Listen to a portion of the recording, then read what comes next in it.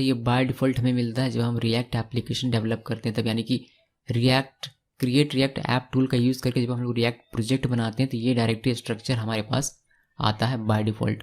सो इनके बारे में डिटेल में जानते हैं कि कौन कौन सी चीज़ें किस चीज़ के लिए हमें दी गई हैं और कौन सा हमारे काम का है, कौन सा हमारे काम का नहीं है।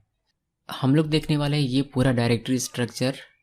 तो शुरू करते हैं शुरू से और देखते हैं माय डैश ऐप हमारे इस डायरेक्टरी स्ट्रक्चर में क्या करता है और ये क्या है। My dash app, this is your project name. जो भी प्रोजेक्ट नेम आप देते हैं वही आपको यहाँ पर दिखाई देता है।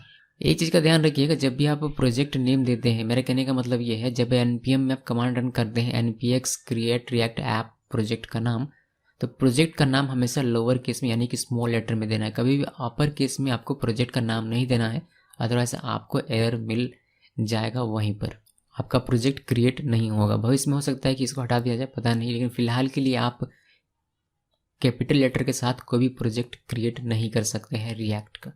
इसके अंदर हमें पूरा डायरेक्टरी स्ट्रक्चर मिलता है अपने प्रोजेक्ट का। पहला है node underscore modules, it contains all packages and dependencies installed. आपके प्रोजेक्ट के लिए जितनी भी पैकेजेस और डिपेंडेंसीज की आवश्यकता होती हैं सारी की सारी आपको इसी फोल्डर के अंदर में मिलती हैं। इसके अलावा अगर आप कोई और इंस्टॉल करते हैं, लाइक आपको अगर बूट स्ट्रैप की आवश्यकता है, उस पैकेज को अगर आप इंस्टॉल करते हैं npm का यूज़ करके, तो वह बूट स्ट्रैप भी इसी के अंदर मिलेगा। अगर आप बुलमा यूज़ करते हैं तो वह भी आपको इसी के अंदर, अगर आप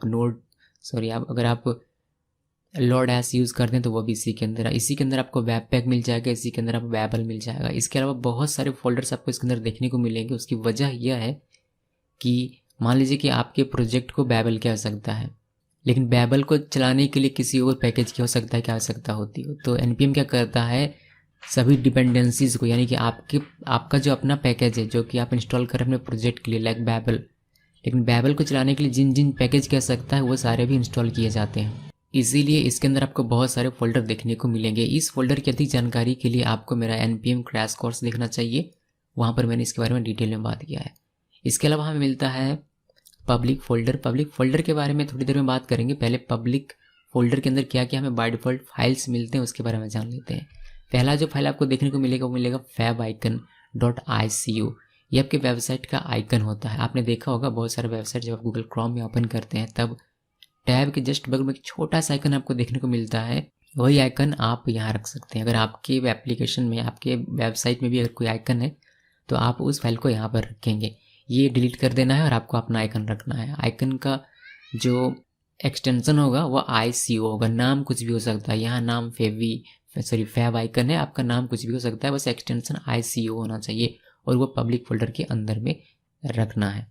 इसके अलावा इसके अंदर है index.html, this file holds the HTML template of our application. So ये फाइल होल्ड करता है हमारा HTML टेम्पलेट, मतलब हमारे एप्लीकेशन का HTML टेम्पलेट। इसके अलावा इसके अंदर एक और फाइल है जो कि manifest.json फाइल। ये फाइल प्रोवाइड करता है Meta data used when your web app is installed on users mobile device और डेस्कटॉप।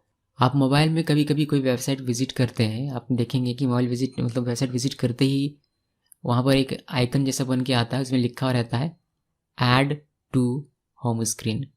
तो वहाँ पर आप क्लिक करेंगे तो उस वेबसाइट का एक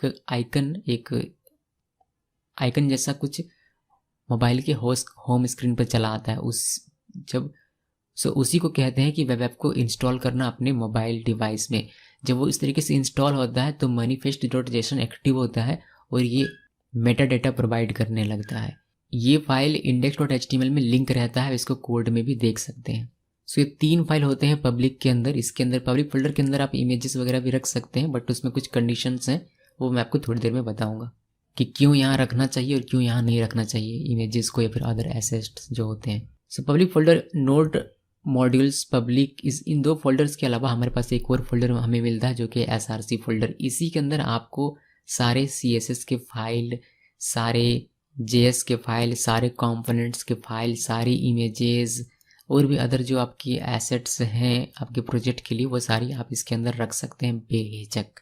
फिलहाल हमें ये फोल्डर मिलता है जिसके अंदर हमें बाय डिफ़ॉल्ट एक app.css, app.js, app.test.js और इसके अलावा कुछ और फाइल्स मिलती है, उसमें थोड़ी देर में आऊँगा। पहले इन 3 फाइल्स के बारे में समझ लेते हैं कि 3 फाइल्स क्या हैं। इन फाइल्स को आप डिलीट कर सकते हैं, मतलब इसके अंदर जितनी फाइल्स है सभी को आप डिलीट कर सकते हैं, आपकी मर्जी। लेकिन जो बाय डिफ़ॉल्ट मिला है हम लोग उसको समझने की कोशिश कर रहे हैं कि क्या हमें इसके अंदर, इससे हमें क्या मिलता है। तो app.css की बात करें तो ये एक CSS फाइल है जो कि रिलेट करता है app.js से। app.js एक पेरेंट कंपोनेंट है एक्चुअली में आपके रिएक्ट एप्लीकेशन का, जिसके अंदर आप और भी कंपोनेंट्स रख सकते हैं। और app.js में जो CSS यूज़ करना होता है उसको हम लोग app.css में रखते हैं। ऐसा मैंडेटरी नहीं है, बट फाइल अच्छे तरीके से मैनेज हो, हमें कन्फ्यूज़न ना हो, इसलिए हम लोग क्या करते हैं कि अगर हमारे कंपोनेंट है मान लीजिए app.js नाम का, इसमें हमें कुछ CSS यूज़ करना है तो हम लोग उसी नाम से एक CSS फाइल बना लेते हैं, जैसे इस केस में बनाया गया है app.css। अब हमें जो भी CSS इस app.js कंपोनेंट के लिए चाहिए वो हम लोग app.css फाइल में लिखेंगे, जिससे कभी कुछ अगर बदलाव करने की या कुछ चेंज करने की आवश्यकता पड़ती है तो हमें कहीं और नहीं बल्कि सिमिलर CSS फाइल में जाना है और इसमें चेंजेस करनी है।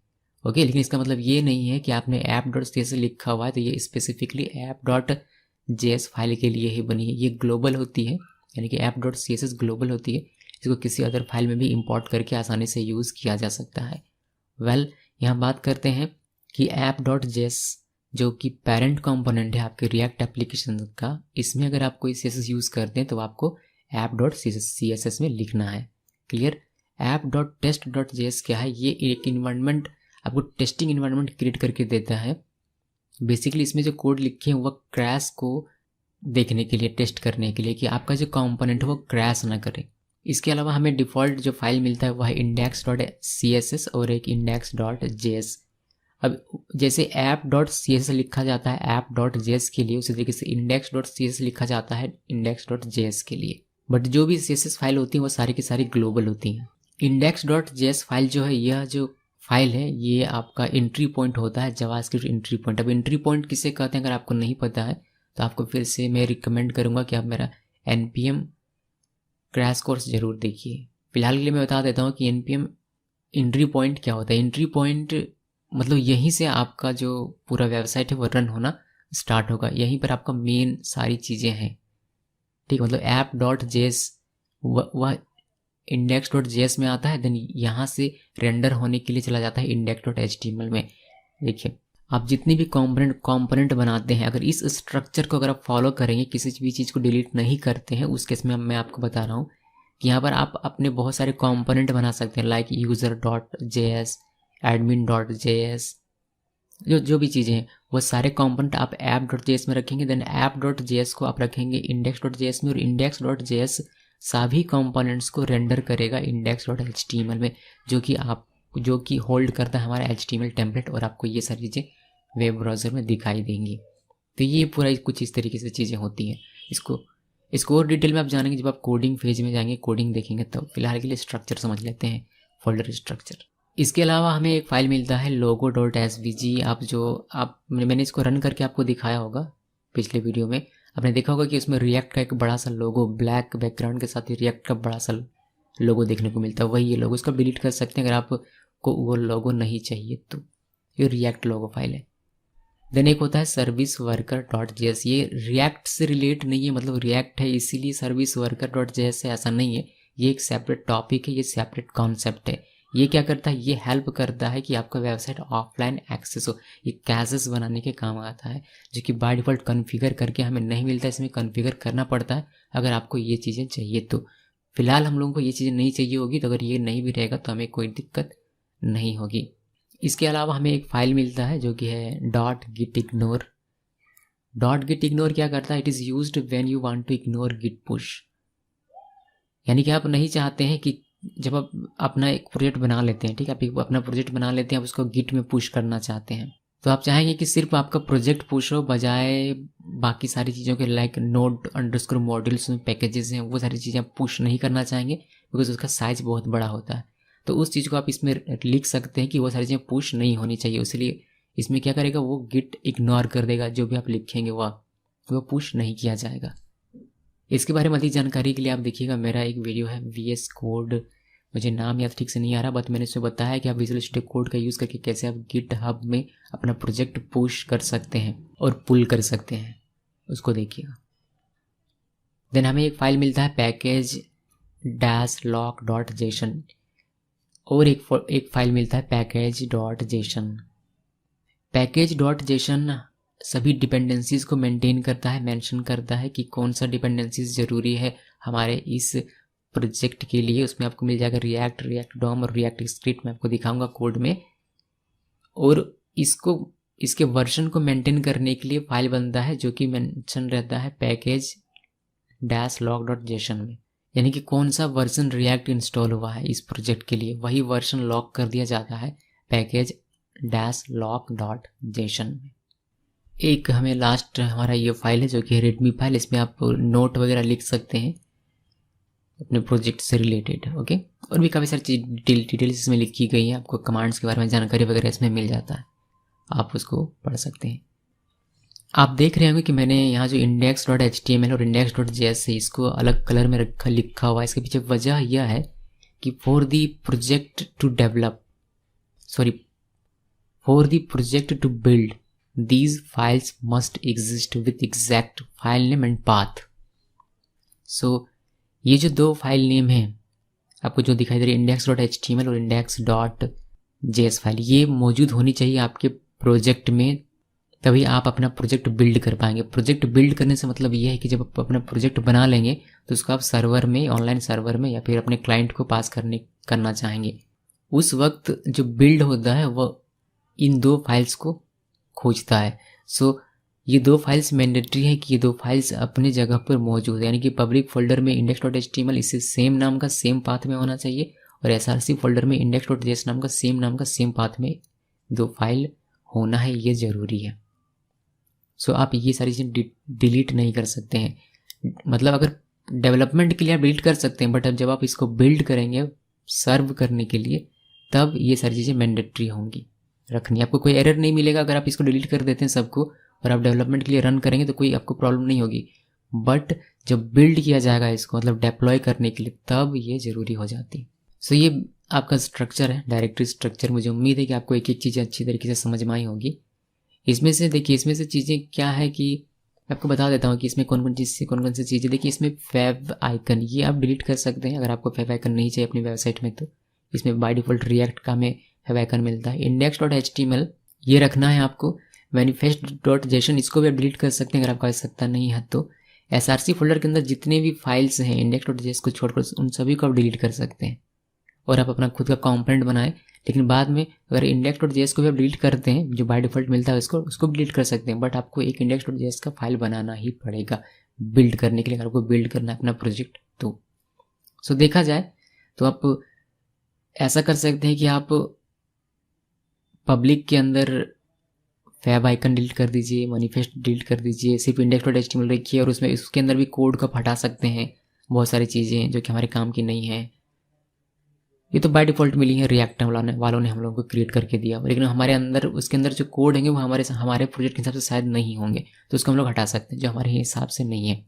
src के अंदर आप अपना कंपोनेंट बनाते हैं तो जाहिर सी बात इन सभी को आप हटा सकते हैं, लेकिन एक फाइल जो कि index.js है वो होना ज़रूरी है। ये सारी चीज़ें क्या करेंगी, कैसे आप अपना कंपोनेंट बनाएंगे, कि हम लोग किसी और सेपरेट वीडियो में देखेंगे, मे बी नेक्स्ट वीडियो में देखेंगे, लेकिन फिलहाल ये स्ट्रक्चर है जो हमें बाय डिफ़ॉल्ट मिलता है। थोड़ी सी और मैं बातें करना चाहूँगा पब्लिक फोल्डर के बारे में, बिकॉज पब्लिक फोल्डर से कन्फ्यूज़न होता है बहुत से बच्चों को और ये समझ में नहीं आता है कि ये है क्या और इसके अंदर क्या रखना है और क्या नहीं रखना है। सो बात करते हैं पब्लिक फोल्डर की। If you put a file into the public folder it will not be processed bye webpack. Webpack process करता है, बंडल करने का काम करता है, हम लोग जानते हैं। तो ये क्या करता है, वेबपैक क्या करता है कि आपके फाइल्स को प्रोसेस करता है, लेकिन आप अगर पब्लिक फोल्डर के अंदर कोई फाइल रखते हैं तो वेबपैक उसको प्रोसेस नहीं करेगा। इसका मतलब क्या हुआ कि webpack does not read the public folder, it will only read the files inside the src folder. So webpack अगर पब्लिक फोल्डर के अंदर आपने कोई फाइल रखा हुआ है तो वेबपैक उसको रीड नहीं करेगा, और जब उसको रीड नहीं करेगा तो उसको प्रोसेस नहीं करेगा। वेबपैक क्या करता है, वेबपैक सिर्फ src फोल्डर को प्रोसेस करता है, ये बंडल करने का काम करता है।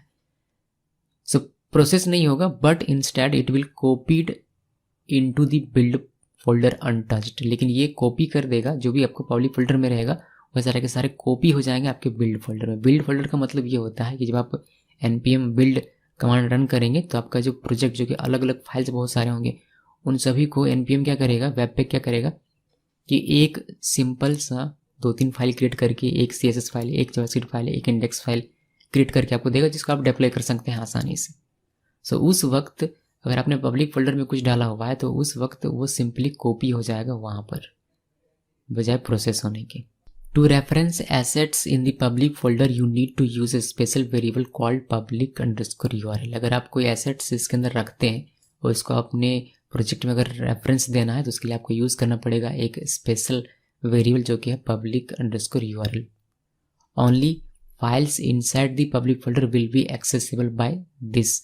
ये जो है $public_url%, ये प्रीफिक्स करके आपको लिखना है। वो एक एग्जांपल मैं आपको दिखाता हूँ। जैसे कि हमारा जो फैब आइकन है वो पब्लिक फोल्डर के अंदर में रहता है, हम लोगों ने देखा भी कुछ देर पहले। उसको अगर आपको एक्सेस चाहिए, मतलब बिल्ड में, साइट में, तो उसके लिए हम लोग क्या लिखते हैं कि यहाँ पर देखिएगा href में आपको इस तरीके से लिखना पड़ेगा। आप उस फाइल को जो कि पब्लिक फोल्डर में है, अगर आप उस फाइल को रेफरेंस देना चाहते हैं तो आपको इस तरीके से रेफर करना पड़ेगा कि $public_url% देकर उस फाइल का नाम एक्सटेंशन के साथ, देन ये एक्सेस होगा। सो इसकी जगह पर कोई इमेज भी हो तो आपको सेम यही रूल फॉलो करना पड़ेगा। when you run npm run build, ये कमांड है हमारा npm run build, create react app will substitute $public_url with the correct absolute path so your project works even if you use client side routing or host it at a non-root URL। जब npm run build का command का use करके आप अपना project build करेंगे तो react app क्या करेगा, क्रिएट रिएक्ट ऐप, ये जो आप लिख रहे हैं अपने सारे प्रोजेक्ट में, इसको करेक्ट एब्सोल्यूट पाथ ये देगा आपके प्रोजेक्ट के, जिससे कि सारी चीज़ें आपके सही तरीके से काम कर सके। इस पूरे प्रेजेंटेशन का कंक्लूजन बस इतना सा है कि अगर आप पब्लिक फोल्डर में कोई भी फाइल रखते हैं तो वह वेब पैक के द्वारा प्रोसेस नहीं होगा, इंस्टेड वो कॉपी होगा आपके बिल्ड फोल्डर में। और अगर उसको आपको रेफरेंस देना है तो आपको एक स्पेशल वेरिएबल जो कि है public_url, इसका यूज़ करना पड़ेगा। कैसे यूज़ करना है, प्रीफिक्स, कोई भी फाइल हो उसके आगे लगाकर ये वाला आपको एक्सेस करना है। लाइक यहाँ एक एग्जांपल दिखाया गया है, $public_url% और जब भी फाइल का नाम होगा वो आपको लगाना है। बाद में जब इसको बिल्ड किया जाएगा, जब ये आपका प्रोजेक्ट बिल्ड होगा npm run build से, तो ये इसको सब्स्टिट्यूट कर देगा करेक्ट एब्सोल्यूट पाथ के द्वारा, जिससे कि आपका प्रोजेक्ट सही तरीके से काम करेगा। अब पब्लिक फोल्डर में कब एसेट्स रखने चाहिए, कब नहीं रखने चाहिए, ये एक मायने रखता है। तो चलिए इसके बारे में जानते हैं। You need a file with a specific name in the build output such as manifest, web manifest. आपको कोई स्पेसिफिक फाइल नेम चाहिए, कोई स्पेसिफिक नेम के साथ कोई फाइल चाहिए तो उसको आप पब्लिक फोल्डर में रख सकते हैं, क्योंकि ये प्रोसेस नहीं होता वेब पैक के द्वारा, तो एज इट इज़ ये कॉपी हो जाएगा। You have thousands of images and need to dynamically reference their path. अगर आप बहुत सारी इमेजेस यूज़ करते हैं अपने फोल्डर में तो आप अगर बहुत सारी इमेजेस यूज़ करते हैं अपने प्रोजेक्ट में तो सभी को आप SRC फोल्डर में नहीं रख सकते हैं, बिकॉज वहाँ पर रखने से ये होता है कि उसको यूज़ करने के लिए आपको इंपोर्ट करना पड़ेगा एक एक इमेज को। अगर थाउजेंड्स इमेजेस हैं तो वहाँ सभी को इंपोर्ट करना पड़ेगा, तभी आप यूज़ कर पाएंगे SRC फोल्डर में अगर आप रखते हैं तो। अगर बहुत सारी इमेजेस आप यूज़ करना चाहते हैं तो बेहतर है कि आप पब्लिक फोल्डर में अपनी इमेजेस को रखें, लेकिन ये रिकमेंडेड तरीका नहीं है क्योंकि ये वेब पैक के द्वारा प्रोसेस नहीं होता है। अगर कुछ इमेजेस यूज़ करनी है अपने प्रोजेक्ट में तो उसको आप SRC के अंदर में रखें। अगर बहुत सारा यूज़ करना है तो आप पब्लिक फोल्डर में रख सकते हैं। You want to include a small script like pace.js outside of the bundled code. अगर बंडल्ड कोड के बाहर आपको कोई भी स्क्रिप्ट यूज़ करना है छोटा सा तो आप इसको इसके अंदर में रख सकते हैं। some library may be incompatible with webpack and you have no other option but to include it as a script tag। कुछ लाइब्रेरी, कुछ पैकेजेस ऐसे हो सकते हैं जो कि इनकम्पैटिबल हो वेबपैक के साथ, यानी कि वेबपैक उनको प्रोसेस ना कर पाए, किसी तरीके से कोई एरर दे, तो उस वक्त आपके पास कोई ऑप्शन नहीं बचता। देन उस केस में आपको इसको पब्लिक फोल्डर के अंदर स्क्रिप्ट टैग में लिखना ही पड़ेगा। ये कुछ सिनेरियो हैं जब आपको पब्लिक फोल्डर का यूज़ करना चाहिए अपने एसेट्स को रखने के लिए। इनके अलावा जितने भी सिनेरियो हैं सभी में आप SRC फोल्डर का यूज़ करें, उसके अंदर रख के बेहतर होगा आपके प्रोजेक्ट के लिए।